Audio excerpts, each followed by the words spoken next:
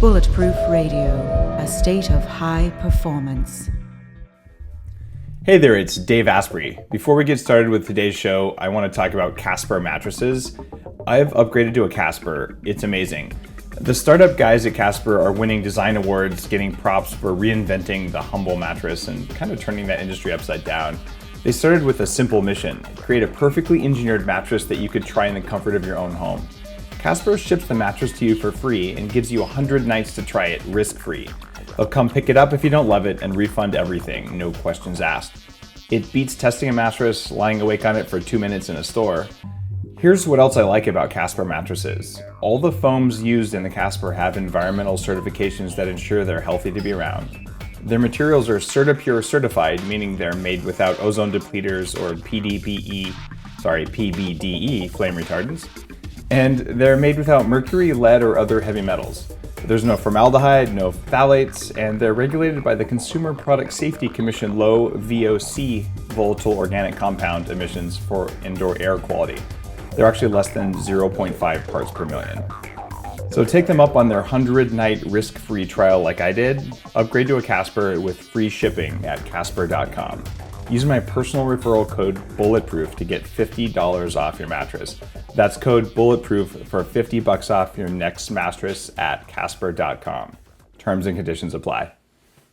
And if you haven't already signed up for it, check out the Bulletproof Conference, bulletproofconference.com. You'll be able to see Casper beds and a whole bunch of other really cool biohacking stuff. When you come, there's dozens of companies showing the latest biohacking tech, stuff you can play with and stuff you can experience. And you're going to hear some lectures about brains, about guts, about your microbiome, and about how you can take control of your biology so that you can basically do whatever you want to do more easily. And we're finally to the cool fact of the day. Looks like a few hundred years ago, a Turkish law made it legal for a woman to divorce her husband if he did not bring home a daily quota of coffee. And to be fair, it's said that at one point in Turkish culture, men would judge a woman's ability to make a good wife based on her ability to brew coffee. So this seems like there was some sort of equality here. Well, you gotta say, coffee, law, I like these laws. Today's guest isn't about coffee, but he's an associate professor of medicine at the Johns Hopkins Hospital, a board-certified internist, and he's very well known and internationally renowned for his work in integrative gastroenterology and nutrition, a founding member of the American Board of Integrative Medicine, and he's been selected as one of America's top physicians since 2004. And he just came out with the Gut Balance Revolution, and he runs thefoodmd.com. I'm talking about, if you haven't already heard of him, Dr. Gerard Mullin. Dr. Mullin's also lost 100 pounds on his microbiome diet, and this is why I wanted to have him to talk on the show to talk about gut biomes. So Gerard, welcome to the show. Thank you very much. My pleasure. By the way, I didn't ask ahead of time. Would you like to be called Dr. Mullen because you're wearing kind of the lab coat sort of setup there, or should I call you Gerard? What do you like on the radio? I don't know. People that call me Dr. Jerry. Dr. Jerry, there we go. So you normally ask ahead of time, but I didn't, so my bad. That's okay. All right, Dr. Jerry. I've been looking a lot at gut balance and the microbiome. It's been a major problem for me. I used to weigh 300 pounds. I weigh closer to 200 pounds now, so we've both lost that 100 pounds. And gut balance is a core part of it. But what's your take on it? Because you're as studied in that topic as just about anyone can be. What's the connection between the gut and those things like your heart, your brain, and your waist? Like just kind of give me the download there. Well, in a nutshell, to give you a little bit of my story, the journey, to kind of make the connection to the data, is that when I was going to college, and I was about the 293 is what I weighed in, as they would say at the championship fights. I weighed 293 when I went to see a doctor for mononucleosis. And at that point in time, I was interested in being a physician, which he found to be laughable.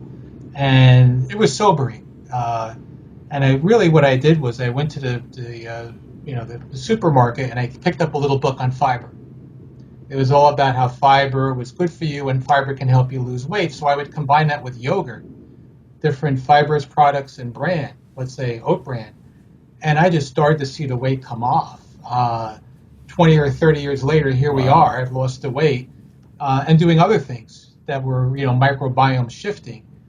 And the data is really exploded. And the connection between the microbiome and virtually every organ system and optimizing and controlling, it's really fascinating, as you mentioned. So if we really want to optimize our health, we got to start from within. So why was it laughable that you were going to become a doctor back then? To him, not really clear why, but he said in his own words, looking like that, to my mother. Ouch. Is that looking like that? And then she asked a question, because I had a sore throat with the mononucleosis and found it difficult to eat, and he found it to be, that would be therapeutic. Wow. And you could use to drop a few pounds. A product of the medical school system back then, perhaps, or for whatever reason. But the words were very penetrating and unforgettable. And I definitely had motivation to succeed once I heard that. Do you think that there's some, maybe I'll put you on the spot here, is there some truth to the idea, don't trust a fat physician? Don't trust maybe an obese weight loss doctor. There you go. That's a fair point, because I do know some obese physicians, and if they're going to set my arm, great. If they're going to tell me what to eat, it's like, if it doesn't work for you, so. That's funny, but there are bestsellers who do that. There are people who made the best-selling lists promoting books who are unfortunately overweight, but that's the business. It is. Yeah. Speaking of the business, what about detox? So when you have toxins in the guts, people talk about detox, but there's also like the Betty Ford kind of meaning of detox. But so is detox, as a Johns Hopkins guy, is detox a marketing kind of thing, or is this a real thing? It's funny. It all depends. It all depends because the term detox is taken pretty negatively in the academic world. Yeah. And I remember giving a lecture to the American Dietetic Association on their center stage at one of their conferences about it. And there's a lot of evidence for principles about detoxification, But the problem is that you have the word detox applied and people do pretty crazy things and say they're detoxing.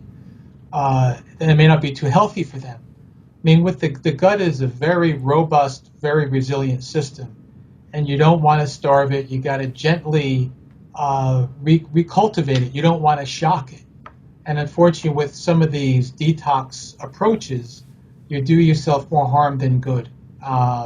But there is some truth and some benefit to really start to kind of renew the gut. And that's what I talk about in Gut Balance Revolution, is how to do it in a phased system, not as a one-time 10-day shock, which unfortunately is promoted by many. So if you were to do, a green smoothie cleanse, and you only have green smoothies for 10 days or something like that, what's going to happen?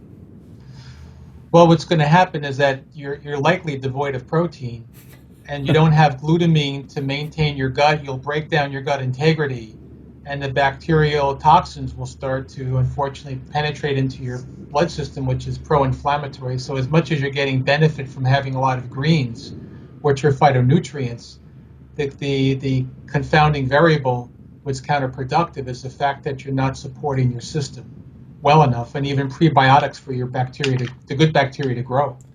When I was a raw vegan for almost a year, it's hard to remember, it might have been 8 months or something like that. This is going back a while. I at first experienced benefits that were probably detox related, but then soon started experiencing like, well, wait, like there's things going wrong I haven't had go wrong before. I have more allergies than I did before, more food sensitivities, a lot more. My thyroid isn't working the way it used to, and sort of ground myself down through well-meaning efforts with stuff that kind of made sense on the surface, but just didn't work. Do you see that a lot in integrative medicine, where people have maybe done more harm than good through attempting to detox? Well, what I've seen some people try to do in detoxing is do enemas. Let's say they've done a lot of high pressure enemas from below, or called hydrotherapy. Yeah. And I've read and heard of a lot of cases of perforation and dissemination, bacteremia, and things like that, where our bodies really weren't built for that. And you could certainly, quote unquote, purge yourself orally, and not undergo a potentially harmful line of therapy. But other people swear by it. So other people feel great after, having these cathartics. But there are downsides that you don't hear about, but they are published. Yeah, it's funny. I learned the hard way with coffee enemas, which are pretty popular for detox. You have to cool the Yes. coffee off first. Like no. Sorry, that's an old joke. But I do get people posting about coffee enemas. I'm like, well, I suppose using low toxin coffee is the way to go. And there's some evidence for those, but I've also seen people do crazy stuff with colon hydrotherapy that's probably not medically sound. And like you're saying, you can do harm, and there's supposed to be stuff growing there. If you wash it all out, what are you replacing it with? And oftentimes in detoxes, it seems like that's not part of it. What's the kind of detox that is real? Like what are the things you focus on if someone says, well, someone does have these lipopolysaccharides permeating from their gut, they haven't had enough of the right amino acids, something's not right. How do you guide them to detox? I think of a way, and it's a line of medicine you might have heard about called functional medicine. Of course, yeah. We've had lots of functional medicine practitioners on. There you go. So the line of thinking that I also talk about in the book is to remove the toxins, right? Remove the things that are causing quote unquote toxicity. So the toxic foods get to be removed. You remove them from the diet or from the body is, I guess, the question. Sorry, from the diet. Okay, from the diet, okay. Love Cut that. off the supply, Yeah. and don't purge the body of toxins that may be harboring in the gut. Cut off the supply to pathogens by cutting off some of these bad foods in quote unquote the Western diet, the highly glycemic foods, the foods that promote inflammatory fats. And you don't want to have these bad bacteria fester and take over the gut, because the gut was meant to really have a harmonious balance of symbiotic bacteria that make us thrive. So I'd rather, alter the diet, and the diet will help heal the gut and help promote the right balance of bacteria. And that in turn will help renew and regenerate, your gut bacteria and your gut lining. So that's so important when people stop eating the crap. What about, though, this idea of calories? There's a lot of people who say, well, you want to lose weight, eat less, work out more. What's your take on that? So I have a patient that I saw earlier this morning who has been gaining weight. He's up in almost the mid 300s, about 320 or so, and his BMI, body mass index, is 45. And as he has decreased his caloric intake, and increased his exercise, he's been gaining weight. Oh, that happened to me. And that's not unusual. Yeah. Because what's happening is that as you're exercising, you're actually, unless you're really doing it the right way, you're burning lean body mass as much as you're burning fat. And lean body mass metabolizes fat. And in fact, as you break down your gut from the lack of protein intake, your gut barrier starts to break down and become more inflammatory. So, and then you're, from a metabolic point of view, if you look at Jonathan Baylor's work, Oh, yeah. I mean, you reach this set point, and your body is smart, and it slows down its metabolism as you start to quote unquote lose weight initially. Your metabolism slows down to kind of counteract your measures to lose weight. So at some point, if you use this calorie in, calorie out theory, you're going to have a plateau, and actually the weight you're going to lose is going to be more muscle, which is more vital to you and actually burns fat. So it's very few people find lasting success with that model. It's funny because despite the fact that you might lose 20 pounds, but you'll gain 30, and then you'll lose 30, but you'll gain 40, and it's brutal. Any fat person who's tried that will tell you this. Like it is the rule, not the exception. But you still see tons of usually relatively young people who've never been obese, who just stand up and say, well, here's some studies that say it's always calories in, calories out, and it's all about caloric balance. And my experience was, I looked around one day when I weighed 300 pounds. I worked out 6 days a week, an hour and a half a day. And I'm like, wait a minute, all my friends are eating French fries and double cheeseburgers. I'm having the chicken salad with no dressing. I eat less than all of them. I'm bigger than all of them. And I can pick up all of my friends and bench press them, and I'm still fat. And I just realized, you know what? Like, like I'm tilting at windmills here with this kind of stuff. And that was one of my big wake up calls. Why is that happening? Well, it kind of goes back to the gut. What's happening is that when your bacteria are out of balance, they become more efficient at taking in and keeping those calories. So let's say you and I, for example, if we had a meal and one of us was heavy again, knock wood, that never happens. Yeah. But if one of us was, back when, when I was younger or you were younger, and our bacteria were out of balance, those bacteria are very smart in trying to keep, to metabolize the food that we take and make more efficiently use out of them calorically, absorb the calories, absorb the fat, convert the fiber to really short chain fatty acids, which are really higher in calories than just the carbohydrates. And altogether, we're actually become more efficient at retaining calories if the gut bacteria are out of balance. That's the key. And they found that in so many studies. First in animals around 2004, 2005. You can actually transplant the bacteria into the mice without any bacteria and make them fat when they're lean. I referenced that in the Bulletproof diet for people who say it's about calories. Like, this is not possible. You take a thin mouse, put poop in him, and he gets to be a fat mouse on the same food. It means it's not calories. Like, it's perfect proof in any universe, but people still don't see that. Yeah. And even the obese individuals that are human, their bacteria are similarly out of balance as what they found in the mice. So it's true. So you're talking about the ratio of Firmicutes to Bacteroidetes, those two species? That is correct. Awesome. That is correct. I was looking through a lot of research trying to figure out why. I stumbled across, okay, I'm trying to gain weight. I was trying to disprove the calories thing. I was doing between 4,000 and 4,500 calories a day. And I was hoping, but I was doing almost all fat and a little bit of protein and some veggies. Right. And I thought, I'm probably going to gain like 3 pounds a week, but the math says I should gain 20 pounds, and I'm just going to write about how it just doesn't work. But I felt really good, and I actually grew abs. Like, the only picture of my abs I ever posted was during that time. I still have stretch marks from being fat. I'm not like a cover model, I'm a dad.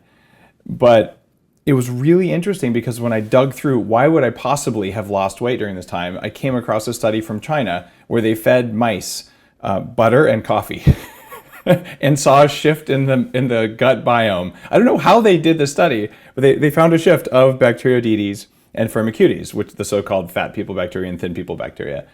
And so the idea was that, wow, fat affects your gut biome. In your work, have you looked at how fat, or polyphenols in this case, what they do to shift those ratios? It's interesting, not in my particular scope of work, but in terms of the research, you're right, the polyphenols clearly are prebiotic. Yes. They will shift you into a more efficient metabolizing bacteria, and you will not put as much weight on. So these prebiotic-friendly flora definitely help us stay lean. Also, it's interesting with the fats, and there needs to be more research how the different types of fats promote the different types of bacteria shifts and metabolism. That's all pretty new at this point in time. But I think it's all fascinating how the shifts in these bacteria can really determine the outcome of so many things, with weight and diabetes being one of them, but so many different illnesses, even Parkinson's and Alzheimer's, and all these things today are really relating back to the gut microbiome. If someone came to you today and said, I have Alzheimer's disease, what should I do to change my gut biome so I can maybe live longer or have better brain function? Would you feel confident at least pointing them in a certain direction without being prescriptive? Do we know enough to at least say this is a wise move, even if we don't know it's going to fix things? Well, we know a few things that are associated with, let's say, arresting and or promoting the onset of senile dementia, right? We know lack of sleep facilitates this development. A poor diet, a Western diet, a pro-inflammatory diet. Believe it or not, the number of hours watching television and being sedentary. But also the gut microbiome. There's many studies showing that, again, you have more of these fat-forming bugs. These are more pro-inflammatory. These, again, will be risk factors for developing disease. So it's a bunch of data collectively look at a lifestyle that put us more in a chronic disease mode, and it's how we've poorly treated the gut microbiome, this forgotten organ. that is part of the story. Would you tell them take a probiotic? Or would you tell them take prebiotics? Would you tell them, I know I'm not asking for any for you to recommend any brand unless you feel comfortable with that, but or a species or something, or do we just not know enough to do that? Like would you tell them eat more fat? Would you tell them eat less fat? Would you tell them, obviously no artificial sweeteners, I'm guessing, but just kind of like what? Give me the directional thing, not the perfect prescription thing. You know what I mean? I like your question. Very open-ended. I'm going to go in a couple of directions with your permission. I mean, but yeah, please do. It up. Please do. All right. First, let's talk about probiotics versus probiotic foods or prebiotic foods, right? I'm a believer, my website being the foodmd.com. It really talks about food is medicine. The old saying by Hippocrates, food is medicine, medicine is food. Probiotics, I think from a research point of view, when they're pure and they're quantitated, really demonstrate the fact that if these good gut bacteria have a powerful effect. But in real life, if you look at the different studies, one by Consumers Lab, that showed only 8 out of 25 probiotics that they tested really had the number of viable bacteria that they said they did on the label. Right. New York State Attorney General coming in and looking at various different supplements which are not labeled appropriately. So, the probiotics theoretically could be very helpful in the studies and the different conditions like inflammatory bowel disease and even now some in obesity and IBS show benefit. But these are in the research mode when we know that they're pure. But life is like a box of chocolates as far as Gump would say, right? And probiotics is the same. You go to your store and you pick out this bottle. You don't know really if it's reliable enough to really say that this is going to help me. But food's a different story. Or fermented foods, the kefir, even the ones that are on the shelves are pretty robust. Not always the yogurts. Yeah, the kefirs are looking at hundreds of billions of bacteria per serving, especially if you make it yourself. Well, I was actually about to say life is like a box of sauerkraut because you never know what you're going to get because you're using wild species like whatever was on there growing and you're sort of hoping that you didn't get the high histamine formers and you're hoping you got the right ratio of lactic acid bacteria versus the other ones, and was the temperature and time and light exposure right? Because I've made buckets of sauerkraut that absolutely just knock me on my ass and I'm sort of like, okay, so fermented foods, great if they're fermented with the right species. And that's been kind of a challenge, and a lot of people who post on the Bulletproof forums are like, well, I like fermented foods, but some of them really don't work, and I don't feel good when I eat them, but I eat them anyway. What's going on there? Like everybody's guts are different, right? If you have what they call leaky gut, and a lot of the academic docs hate that term, but it really means is that your gut barrier is weak, and your defenses are impaired, and that certain, let's say, antigens and bacterial toxins have more free access to your bloodstream, is that even the good bacteria on these probiotic foods that we just talked about that are pretty potent, you will find that they will also cause reactions because some of them and their byproducts may be permeable. So that's what could be going on in many of those people, and I see that in my practice as well, even with probiotics at high doses. Do you recommend resistant starch as one of the things you might take with prebiotics? There's a big kind of debate. I mentioned this briefly in my book as well, but it's still a debate about should you be taking like cornstarch and other starches that sort of get into the gut to feed bacteria, but may have other problems. Where do you land on that spectrum? Not that I'm a fan of cornstarch in particular. Well, I guess if it's GMO, genetically modified, But I think there's a number of ways by which we can boost the immunity and the microbiome together with, as you just mentioned, certainly arabinogalactans and prebiotic foods, the artichokes and all kinds of fruits and vegetables. These all are good boosters for the bacteria. But people have different intolerances, and there's a whole group in dietetics of foods called FODMAPs. I don't know if you've had that on your show. Yeah, we've talked about FODMAPs for sure. Yeah, these are highly fermentable foods which can cause gas bloating and diarrhea because they're high in osmolarity in some people. So there are foods with other, let's say, functionalities that may cause symptoms in people. And the idea is go low and go slow when you start introducing new foods. don't drink a whole quart of kefir and expect to feel wonderful. Some people will have adverse reactions. I dug in on this because I'm a geek, and I was really trying to figure this out. And it turns out that when you're doing yogurt and dairy, if you get Lactobacillus bulgaricus, and I know you're super expert on this stuff, but I also know that no expert I know has memorized all the different species. So this is just a bad question. You just need to tell me like that's not the right question. I respect that greatly.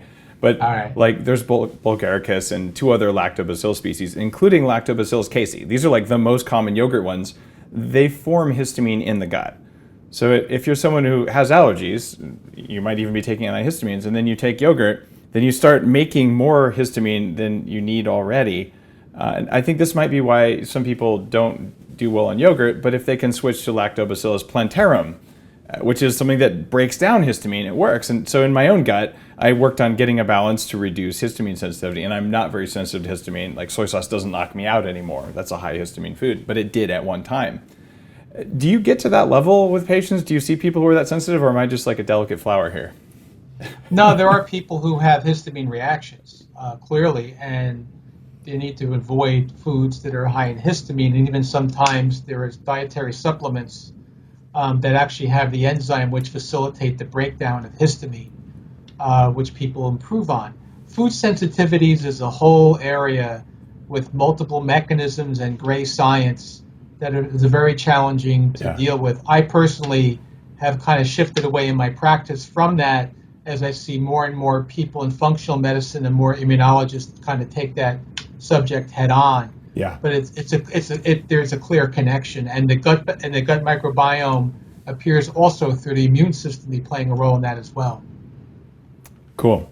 What about artificial sweeteners? Things like Splenda or aspartame and acyl potassium. There's so many people who've heard the carbs are bad for you, and so then they say, well, I'm just going to add this little packet of whatever artificial stuff to my bulletproof coffee or to my cheesecake, whatever it is they're eating, and they think it's going to benefit them because it has less calories in it. What is your what's your take on it? What did you write about that in the Gut Balance Revolution?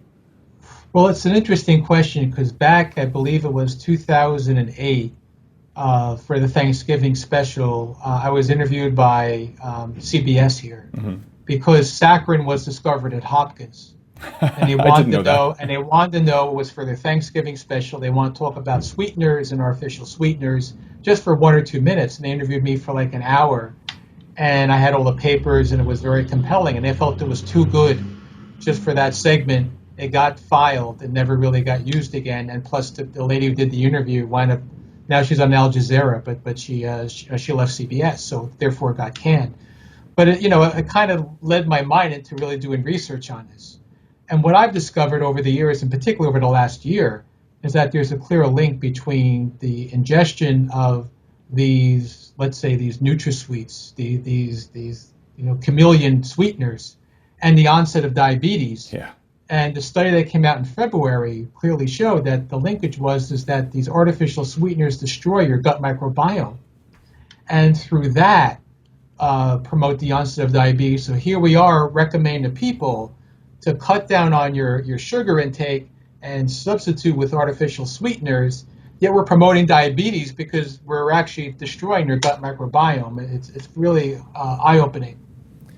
One of the things that just drives me nuts is I went through this when I weighed a lot. I said, all right, I discovered some Atkins kind of stuff in the early 90s, and I'm like, all right, I'm gonna try this. But I of course used a lot of NutraSweet, and then one day I figured out that this stuff made me completely pass out because it causes blood sugar swings, and I was basically drooling on myself from NutraSweet. So I finally got myself off that, which took a while. But then I switched to some other harmful sweetener, and I ended up going on acyl potassium, which is, all of these are messing with my gut biome, and I didn't know. But acyl potassium also causes benign nodules to grow on your thyroid, which I got. And it's like, that's probably 8 years of switching from one artificial sweetener to another because I believed that I had to cut calories or cut sugar. And well, you do need to cut sugar, but you need to not replace it with crappy sweeteners. And if that message just got to a broader number of people, it seems like a few companies wouldn't benefit very much from that, like big chemical companies, but like the national healthcare costs would go down like by a measurable percentage, maybe double digit. Am I overstating that? No, because soda consumptions of all type are really hazardous for your health and clearly been linked to obesity and diabetes, especially in children. And so carbonated beverages in general really make us acidemic to a very small degree, or lower our blood pH. And that's going to leach our bones of minerals by being acidemic. So that is one thing that all carbonated beverages do. So you don't want to have too much of them anyway, whether they got sugar in it or not. So even like sparkling mineral water? Unfortunately, if it's carbonated, not if it's if it's naturally has gas in it, but when you start pumping bicarbonate in it, yeah, you're going to have it's carbonic acid. I mean, look in Coca-Cola, it's phosphoric acid plus it's carbonic acid, and if for those who you could put on a car and you'll see the paint strip right off. So it's very acid. It's very acidic. Isn't that the same acid though that we get from breathing carbon dioxide? Like, and as soon as it's in the body, then it makes you absorb more oxygen. Right, but you have buffers in your body to keep your pH neutral. Right. You have protein buffers, but if you start to go too low, where do you get it from? You get it from your bone. Or you get it from oxygen. I want to do more research on this one. I'm definitely familiar with the phosphoric acid. It's one of the reasons to not do soda. But I've never, I dug in on this because I had a couple clients who felt weak after drinking in mixed martial arts. They felt weak after drinking sparkling water. But I have other people like me, especially when I fly. If I drink it, it does amazing things for me. My brain works much better when I drink bubbly water, and I think it has to do with oxygen uptake. But I don't have full evidence. So you've inspired me to dig in on that one. Is this something that you've done a lot of research on? Like, can I hit you up offline about that, or is it something that I should just go out and look at? We could talk about it offline. I've done some posts on it. Okay, I'll check out your posts. I have a brother who unfortunately he drinks nothing but seltzer, and I worry about him. So I send him a little material once in a while, just to kind of tickle his interest. But Pellegrino is a great thing, and I order it when I go out. But I wouldn't take a whole case and just suck down Pellegrino all day, for example. That is interesting. I like it because it's a high sulfate water, even though it's made by Nestle, which does a lot of evil things. And so it's like, well, what do you do there? But I probably drink about 1 liter to 1.5 liters a day, and my system is almost too alkaline, given all the other stuff I eat. Like I flirt with being hyperalkaline. And then maybe you can tolerate that. Not someone who has a lot of red meat. Well, I have a lot of red meat. I had lamb chops for lunch, but I don't have a lot of meat. I have moderate protein. Like I think people who eat excessive amounts of protein are just asking to die early. Enough protein to rebuild things and keep muscle mass, but it's not a good fuel source, right? So, all right, you've piqued my interest on this one. I think this is due for some more research. I'll look at what you've written, and I would be sad if I had to drink less sparkling water. But I will remain to be convinced. But you have me really thinking. Thank you. All right, Let's get back to the gut. When you drink sparkling water, does it mess with your gut bacteria? That's another big question I do not know the answer to. I don't know, but actually a lot of us use it as a nice digestive aid because if it's low acidity. Mm-hmm. You have that with the meal and you kind of like it. It's a digestive booster. Yeah, it makes me feel good for sure when I drink. You kind of crave it. When I'm out, I just mentioned the brand, but I have sparkling water when I'm out. Yeah, I got a lot of flack because I recommend San Pellegrino because Dr. Stephanie Seneff came on. We talked about sulfate. There's only one mineral water that has high sulfate levels in it, and that's it. Anyone who knows my work knows I don't really stand for big companies doing bad things. At the same time, it's like you had to drink something, and tap water was really a bad idea. So I got you. So now let's say that one of our listeners today, they're probably sitting at work listening to this, and they're going, all right, so these guys are talking about sparkling water, gut biome, sweeteners are bad, and all right, they got the message. And they're like, okay, but I know I have bacteria in my gut, and I know I probably have the wrong ones or the bad ones, or there's a reason my pants have to be this big, so maybe I have the bad bacteria. What do I do right now in order to give me thin people bacteria, for lack of a more nuanced way of asking the question? So the way I do it, and I recommend that people do it, is like a 3R approach. Is first we want to, you appreciate this, reboot, right? If you got like a malfunctioning computer, we all have them on occasions. We want to reboot them. We want to reset the body metabolism, right? And to do that, as we had discussed about quote unquote detox, is we want to really reset the metabolism by going on a more ketogenic diet. Yep. Right? Something you're very familiar with. We agree on that one. Right? Yeah, no, yeah. And at the same time, though, we want to cut off the bad carbs and the bad inflammatory fats, so the bad bacteria don't proliferate. So once it's like you have a garden and you want to weed out some of the bad bacteria, right? And you want to then recultivate and refertilize, and then you start to replant or you start to rebalance. And we put in the good bacteria and the fertilizer for them in the second phase. And that's with the good pre and probiotic foods that we've been alluding to. Final phase is maintenance, and I think you really like this, is that there's been studies on a lot of studies on Mediterranean diet with preventing Alzheimer's and cardiovascular disease, but also to sustain weight loss. And there's a study that I cite in the book that clearly shows that if you alternate the ketogenic diet with the Mediterranean diet, that's the best for sustaining weight loss. The cyclical ketosis thing, it works. So that's what we're looking at in the program, and people swear by it rather than swear at it. And I'm getting a lot of good feedback. You can look on Amazon, you can look on my Facebook. I'm very, very thrilled that this is really working out for a lot of people. How long do you recommend people stay in ketosis before they switch to Mediterranean, where they'll eat enough things to be out of ketosis? Well, it's interesting because you got another phase in between. You got really when people go and they start refeeding. It depends on how much weight you want to lose, and I think that's where it becomes more individualized. Generally, if you want to lose maybe 10, 20 pounds, you're only going to be in it for a month or two before you switch over, and then you're going to find you're going to still lose weight because you're really cultivated this new bacteria, and now you're continuing to foster it because the Mediterranean diet also has fermented foods, right? You got yogurt and cheeses and all kinds of vegetables and fruits in the Mediterranean diet. So it depends when you really want to plateau. What happens if you stay in ketosis for months and months on end without breaking it? You're going to feel less hungry. Oh, that's for sure. Lose weight. You're going to lose weight. For some people who already have kidney failure, that's where you really want to be careful. Yeah, that's a corner case. But that's otherwise, I don't really see too much of a downside. In fact, there's potential therapeutic benefit with cancer. Oh yeah. Right. There've been studies on the ketogenic diet. Dominic D'Agostino's come on the show. We talked about that a little bit. So you're familiar with that? I am, but just for listeners to keep going, I was just saying, I was guessing that you were referencing his work, and for people who are listening, they would like to hear that episode. Yeah, sure. So you're saying epilepsy and cancer. The reason, what I'm kind of digging for there is, in the course of research for my book, I did about 3 months of extreme ketosis. I ate 1 serving of green vegetables a day, and the rest was fat and protein.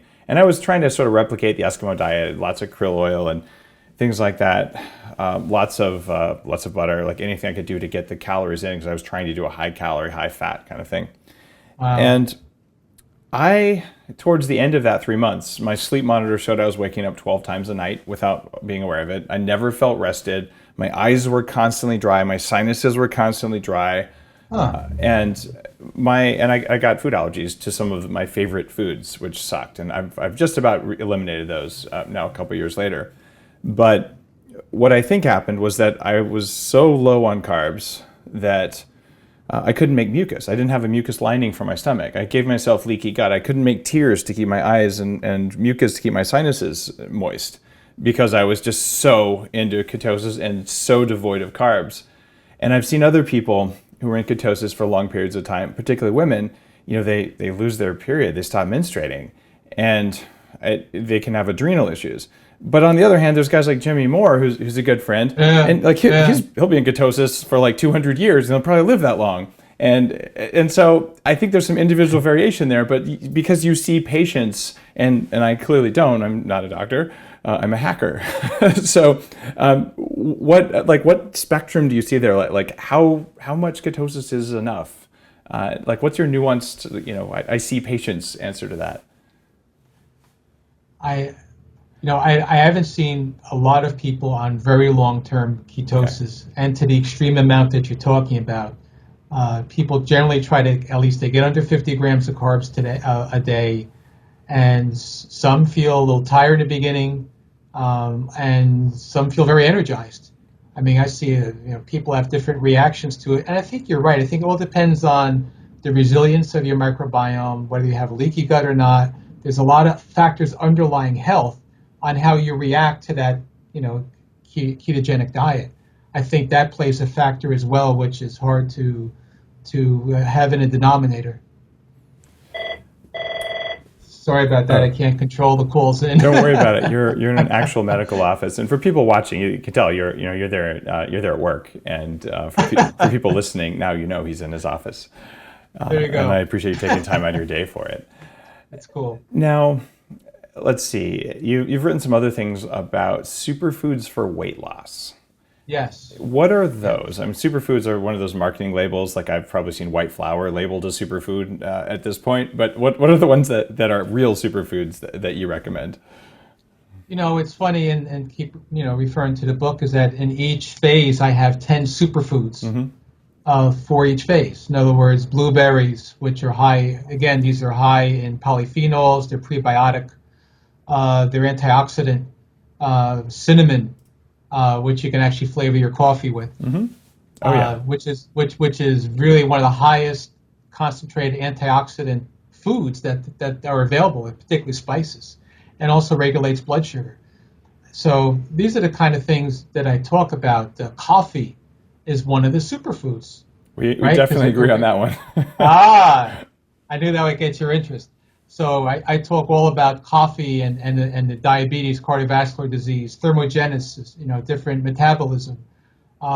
Strangely enough, gallbladder disease is lowered with coffee, and liver disease is lowered with coffee. So there's a number. You could have a whole show you probably have on the medical benefits of coffee. I'd love to have one of my superfoods. I would love to have a show on that, but according to the way things are in the U.S., if I ran a show on that, I'd be making medical claims for my own product.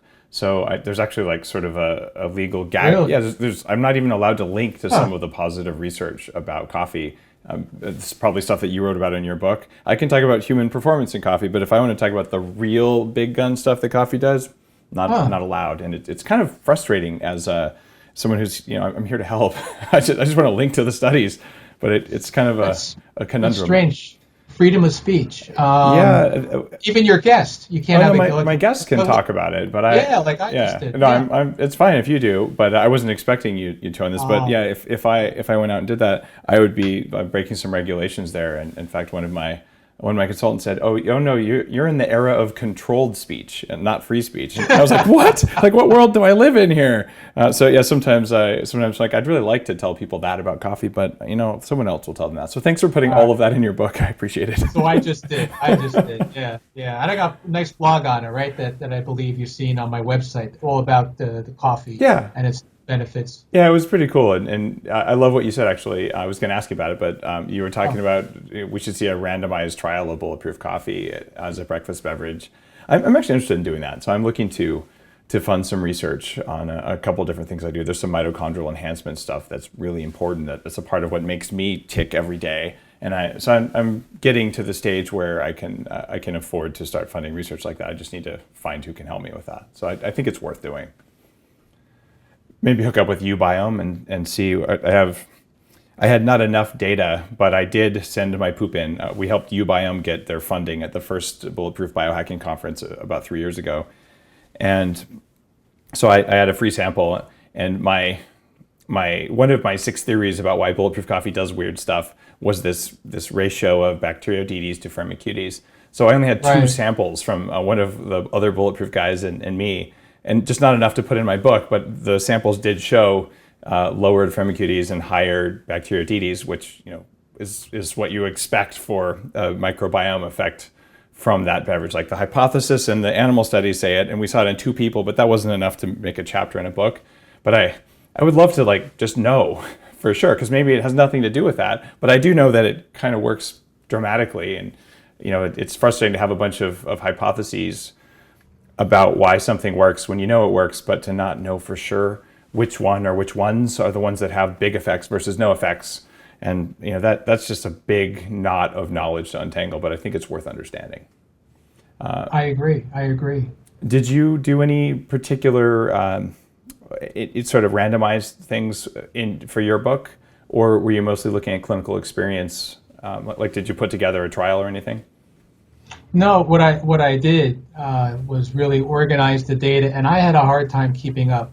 Quite honestly, I drove my editors crazy at Rodale with production deadlines, and I was always up. The data just explodes almost weekly about the connection of the biome, the foods, and outcome studies, just like you're alluding to. Yeah, Rodale's a good publisher for that. They also published the Bulletproof Diet. So yes, that's right. That's right. A lot of people listening probably wouldn't understand how impactful it is to work with someone who helps you get the knowledge out there. Some publishers are just like turn the crank and make a buck, and others are really kind of committed to health. And so I was a virgin author. I really didn't know what the heck I was doing.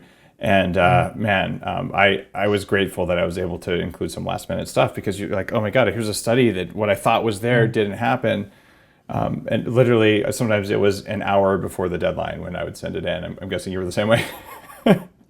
Yeah, one, it was like midnight plus 8 minutes, and it was due at midnight, and that was crazy stuff, as you can imagine. So, all right, I have a confession to make. When I was doing one of the final big editing runs, for several days in a row, I slept 2 hours a night.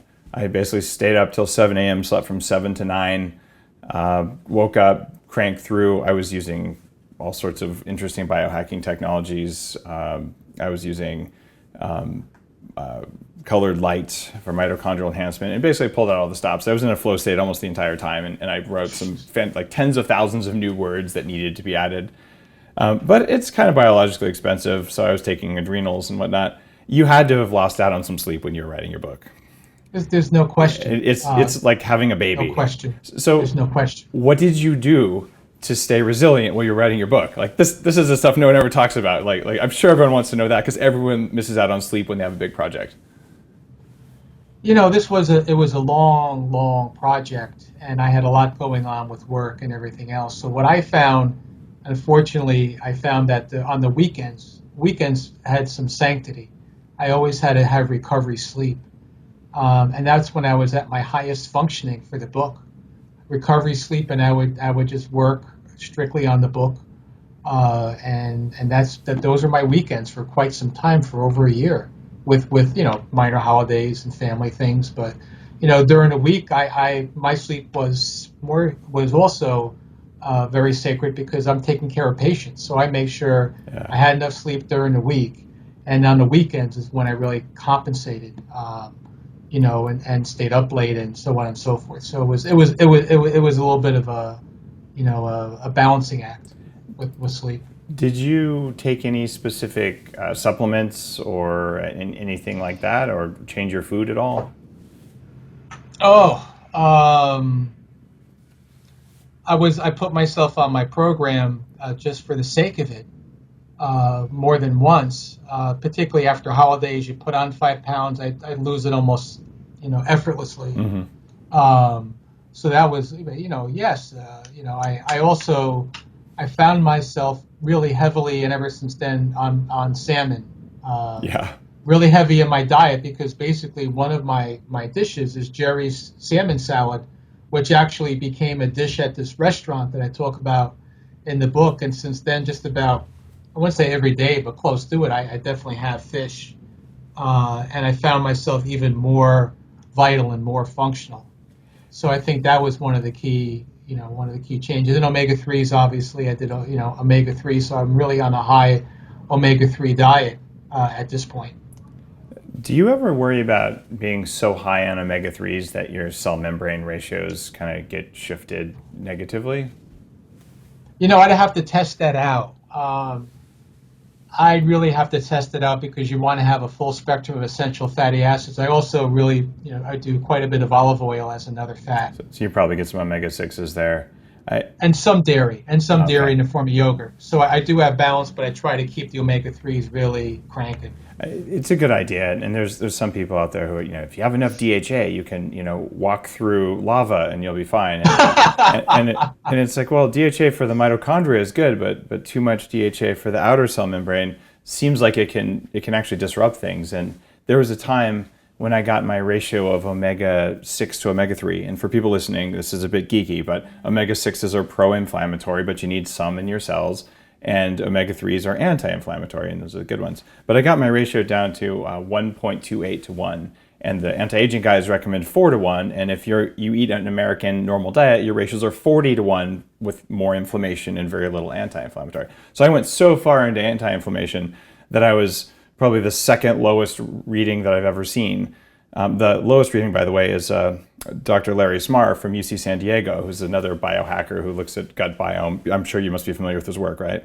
I've heard of him. So his ratio is 1 to 1. I'm like, darn it, you beat me. But it may not be healthy to go that low. And I find most people can't get that low unless they're doing pretty unusual dieting, things like that. But that's one of those concerns that I'm starting to ask experts like you, because I think high omega-3 is good. Crazy high omega-3 maybe isn't so good, but I don't think we know where crazy high is yet. So that's one of those interesting questions. And does omega-3 affect your gut biome is the other big question. Do you know anything about that? Recent study shows that it does, Wow, that it turns on the fat burning metabolism through the gut. Yes. It's fantastic. And amazing. Amazing.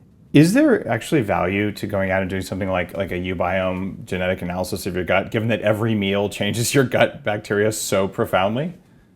Yeah, I mean, within 24 hours, you can certainly, you can destroy yourself quite quickly on a Western diet, and it does take a little time to build it back up. But you're right, but you want to have something that's stable and resilient at the same time, and that takes work, especially in today's everyday living. Right? Yeah. Most people eat 50% of meals are eaten outside the home. And then you don't know what you're getting at all. Because, box of chocolates. Yeah, nice. Box of chocolates. Well, I'm tempted to get 6 months worth of ubiome kits and then record everything I eat for 6 months and spend an awful lot of time putting little Q-tips in vials. But then I'd have to crunch the data, and that would be too much work. Like I would collect it, but I would never crunch it because of life. But I'm hoping that we do get some studies like that. Ubiome is really cranking up their game. Have you done, or do you recommend one sort of genetic test for your gut bacteria, or any one particular way that people can quantify their gut bacteria? I'm just using them because I know them, but there's American Gut Project, and you probably use some clinical stuff that's way better. It's a really good question, because the technology came out about 8 or so years ago with a company, and looking at, like you mentioned, the firmicutes of bacteroidetes. And that was kind of the obesity index. That was kind of like and looking at pathogens using PCR. Mm-hmm. When that became kind of new and all the criminology shows started to use DNA testing and PCR, so the doctors did it too. But now as they perfected it, the same company looks more at biodiversity, right? I mean, it'll look at pathogens and look at as you mentioned, some of these organisms. But also biodiversity is key, because if you want to live a long, healthy life, you have to have an enhanced biodiversity.